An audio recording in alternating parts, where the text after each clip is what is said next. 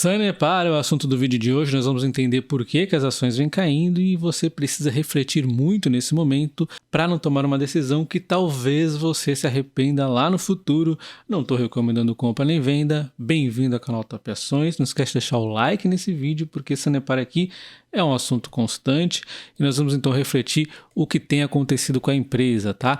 Então a gente vê aqui em termos do primeiro os números básicos, tá? A gente vê aqui a receita da empresa crescendo nos últimos vários anos, com um leve declínio e já uma recuperação na sequência.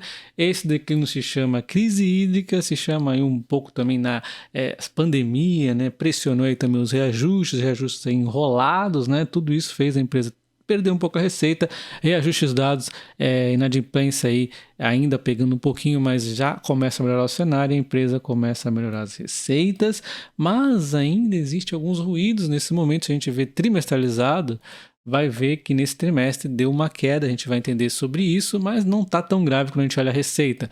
Quando a gente olha o EBIT, aí fica mais nítido a situação que realmente está acontecendo alguma coisa. A gente vê uma melhora também, assim como uma receita bastante significativa, uma queda já um pouco mais acentuada, né?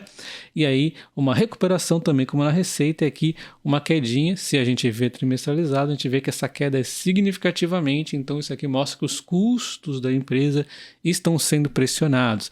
Aí a gente vai, antes de analisar mais os custos, a gente vai entender como é que estão o endividamento da empresa, porque várias empresas estão sofrendo com a inflação alta, a Selic alta, né? Mas não é o caso tanto da Sanepar em questão aí da dívida, né? A lógica aumentou, sim, isso aqui é ruim para ela, mas não está sendo tão ruim como para várias outras, ou seja, o seu endividamento está ainda em níveis saudáveis. Então aqui não é o principal problema ainda está ali o EBIT, né, o que está acontecendo com o resultado operacional da empresa.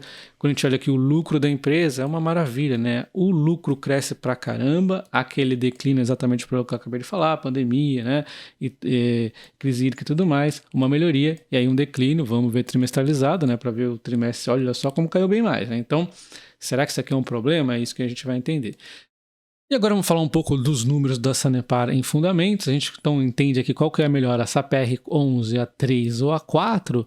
A gente vai ver que o dividendo aqui da SAPR 11 está melhor. Então neste momento já acaba a discussão, né? A SAPR 11 seria melhor, ela tem a liquidez maior, ela é mais negociada na bolsa, você pode operar com opções, como eu faço, vendendo puts aí para comprar a Sanepar via put. Então Sanepar 11 seria melhor na minha opinião, mas tem gente que, por exemplo, prefere sempre ter as ONs e faz sentido, né? Onde você está mais seguro aí, né?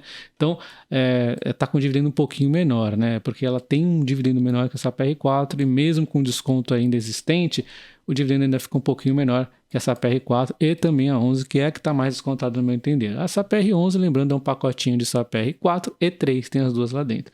Mas agora falando da Sanepar em geral, a gente tem então um dividendo interessante que pode aumentar, já vou falar disso, o PL de 4,63, o PVP de 0,64, isso aqui dá um desconto fantástico na empresa, né? Mostra que ela está barata, a gente vê a margem líquida muito saudável, a gente vê aqui a dívida por EBIT muito interessante de 2, muito barato, muito tranquila a dívida dela, um ROI muito tranquilo também, uma taxa de crescimento de receita de 8,4. Quantas empresas você tem visto aí, empresas seguras com crescimento desse?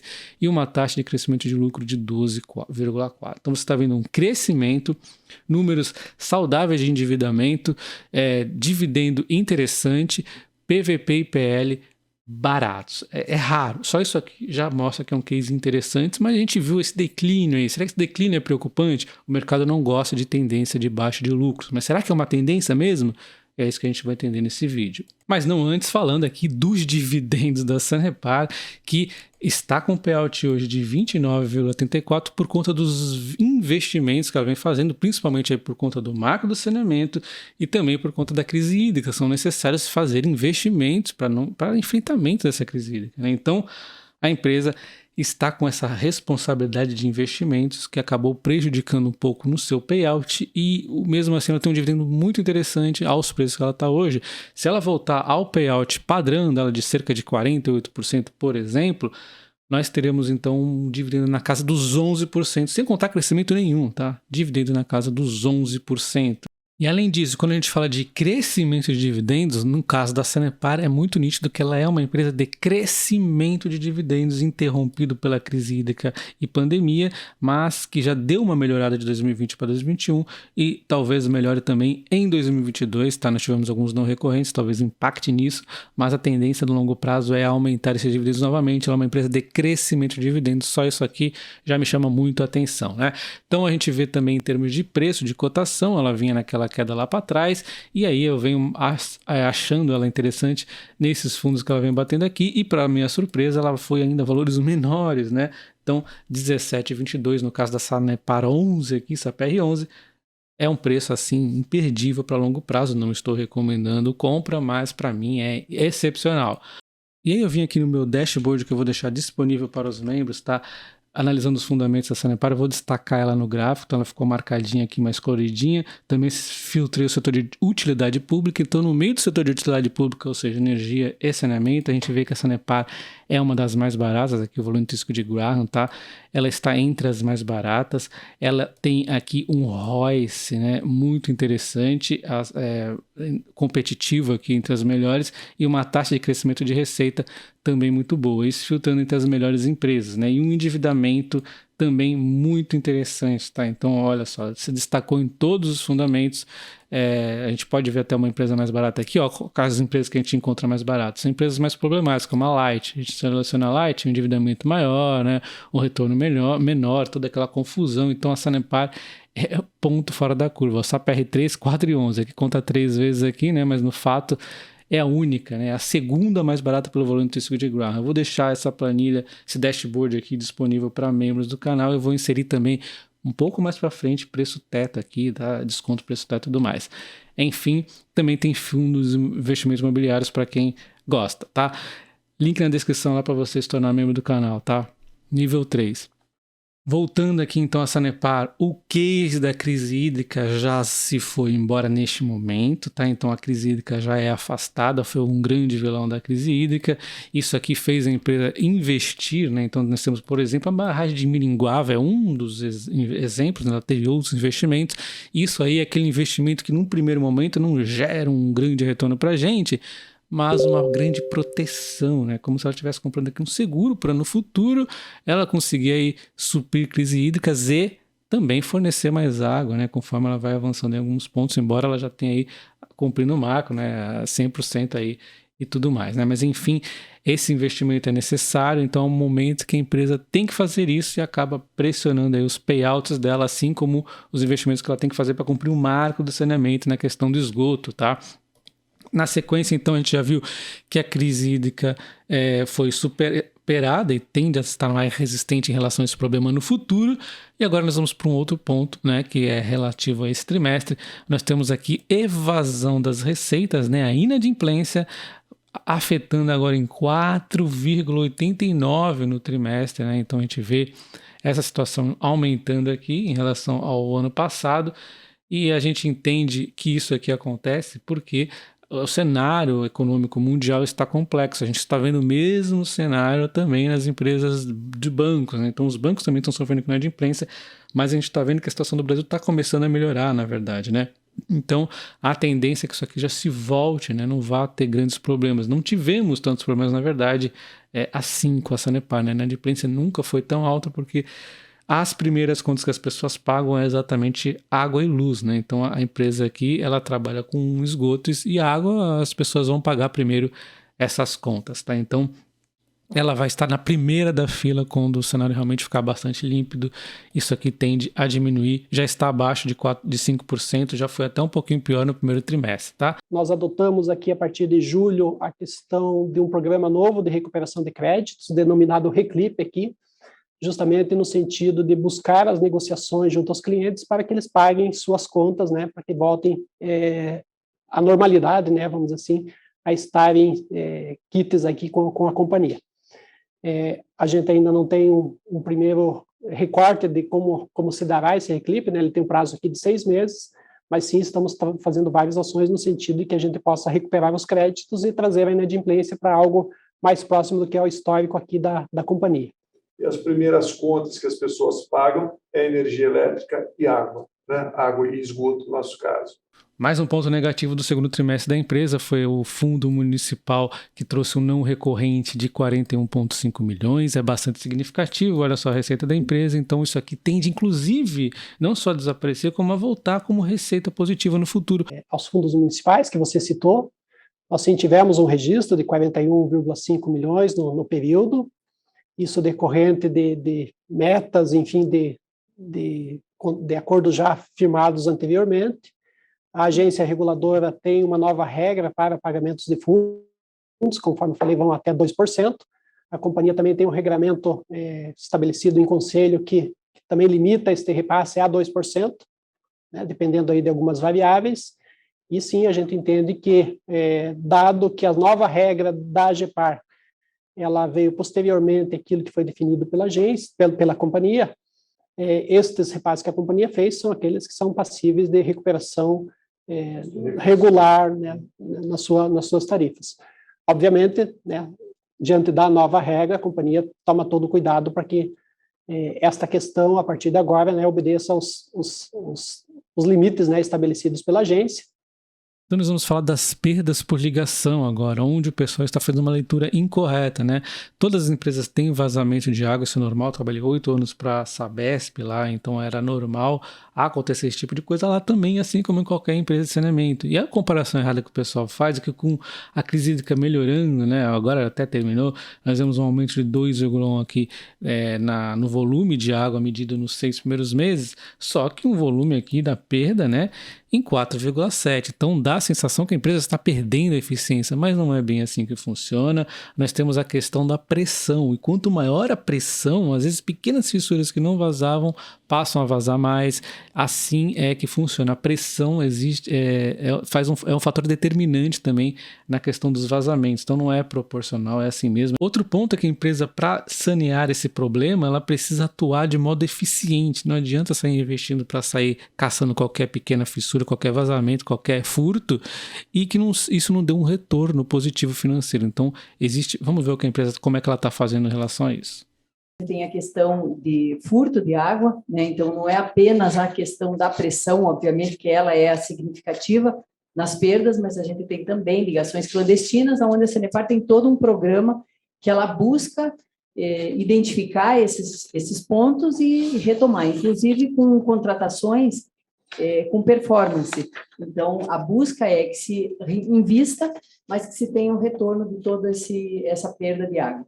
O que a diretora Leura falou na questão desses contratos por performance, na questão de perdas, é algo inédito da companhia, né? Tem surtido resultados, não é? Mas é claro que isto são ações de médio prazo, pelo menos, não é?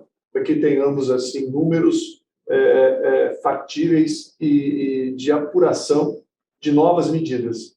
Continuando na esteira de resultados da empresa, a gente vê 2 pontos que impactaram negativamente bastante aqui as margens da empresa em relação aos custos, que foi os materiais e energia elétrica. Os materiais a gente viu um aumento gradativo, normal, e de repente um salto significativo por conta da inflação. Os tubos, né, tá tudo muito mais caro, os materiais aí que ela usa para limpar a água, tá tudo muito mais caro aqui na Sanepar, e além disso a energia elétrica, né? Tudo isso causou uma diminuição na margem, né? Corroeu a margem da empresa. E primeiro nós vamos falar dos materiais, é óbvio, né? A gente já vê nitidamente acontecendo, né, uma queda da inflação no Brasil, não está uma maravilha ainda, né? A gente vê que a inflação está um pouquinho disseminada ainda, mas o fato é que ela já tende a melhorar bastante, a Selic já está na alta, a gente foi antes dos outros países aí nessa questão do aumento da Selic, né? Então nós vamos estar colhendo os frutos mais rápido, tá?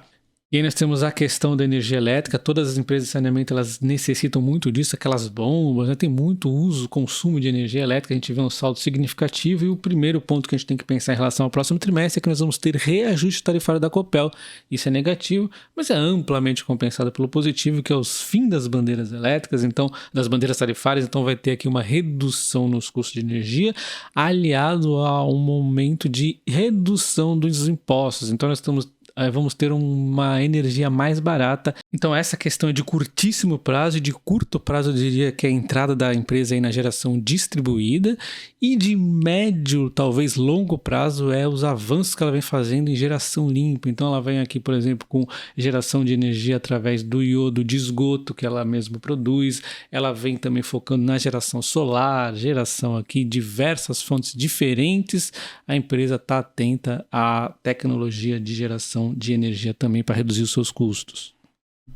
Lembrando que nós aguardamos o momento para agora, sim, avançarmos na questão do mercado livre. Pode nos trazer uma economia muito grande, não é? Quando ele foi autorizado pela AGEPAR, os preços estavam muito elevados e agora chegaram num valor menor, e há um momento para que a gente possa avançar nesta forma de compra de energia elétrica. Além do que nós já falamos em outras apresentações, que são outros formatos também, não é, como fotovoltaica, como hidroenergia, como biogás, mas isso demora um tempo de maturação. Claro que nós estamos trabalhando, mas aí são horizontes aí de pelo menos de médio prazo, né? O mercado livre é o que dá um efeito mais rápido. Nós temos tudo pronto, tudo mapeado, pelo menos as 49 maiores unidades consumidoras, inclusive com seus contratos, para que sejam revistos, não é? Aprovado pelo Conselho de Administração também. Então, eu acredito que no próximo trimestre tenhamos pelo menos uma notícia em relação ao mercado livre. Então, na energia, nós temos pontos de melhoria no curto, no médio e no longo prazo. Materiais, nós já vamos ter melhoras no curto prazo. Os não recorrentes, aquele de 41,5 milhões, deve inclusive retornar como receita, provavelmente. Nós temos a inadimplência, que deve estar melhorando, com a economia melhorando. Ela deve ser a primeira na fila, né? Todo mundo paga aí conta de água e luz primeiro. Vazamentos aí na rede, né? A empresa segue investindo, os resultados a gente tem que ir mensurando. E os dividendos, a crise hídrica, né? E o marco de saneamento atrapalham nesse momento, mas ela pode voltar sim em breve a dividendos no payout padrão, chegando a 11% de dividend yield. E por fim, a empresa foca muito também no crescimento, né? Depois que o marco estiver mais tranquilizado, principalmente, a empresa está de olho aí para fora do estado, ela vai crescer para fora do estado, seja via parceria com outras empresas, setor privado ou público. Ela não esqueceu desse crescimento, ela está sim de olho no marco, ela vai se aproveitar do marco. E eu vou deixar agora a palavra final aqui com a própria Sanepar, mas antes, né, eu vou ter que fazer um outro vídeo para relembrar outros dois pontos, né, que é a questão dos contratos, né, com Maringá, por exemplo, mas eu não vejo preocupação como isso, que existem multas muito grandes aí caso a cidade se desfaça do contrato, e na questão da AGEPAR lá, é um outro ponto que também a gente sempre está falando aqui, eu já falei do regulatório e tudo mais, mas esses aqui são os pontos bastante interessantes, né, que eu gostaria de trazer para vocês falado hoje aqui, que é uma empresa que a perspectiva futura para ela é muito boa. Nós passamos por dois eventos excepcionais, né? A pandemia, que ainda não terminou, e a escassez hídrica. Então, são excepcionalidades ao mesmo tempo. Então, isso é muito impactante. Demais. Isso afetou, na parte hídrica, a distribuição de água, que é um negócio da companhia. E na questão da pandemia, ele afetou o nosso cliente, né? Afetou as pessoas jurídicas que, por todos os motivos já conhecidos, fizeram demissões, deixaram de contratar, e isso impactou economicamente muito forte o país todo, né? Então, nós não somos uma ilha, nós vamos certamente ter uma retomada, o Brasil como um todo, e isso vai também ocorrer, vai refletir na companhia, no Estado e na companhia, não é? Mas nós não podemos esquecer disso, é muito recente. Então, essa recuperação não é tão rápida como se imagina, né?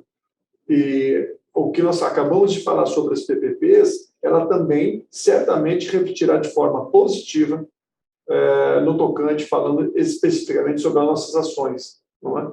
Porque nós teremos de forma mais rápida, mais célere, também com a eficiência mínima da companhia, não é? Prestando serviço a mais clientes e, novamente, podendo, uma vez feito esse trabalho, podemos avançar também em outros territórios, com parcerias, certamente, sejam com companhias públicas ou privadas, mas a Sanepar tem, sim, um olhar para esse mercado. Esse tipo de vídeo que eu trago, a empresa também por detrás dos meus argumentos, dão muito mais trabalho, então é necessário seu like, seu comentário, né? Ajude a fazer mais vídeos como esse, senão eu acabo indo aí pro que outros acabam fazendo, né? Esse vídeo aqui é mais trabalhoso, então ajuda aí. Um abraço.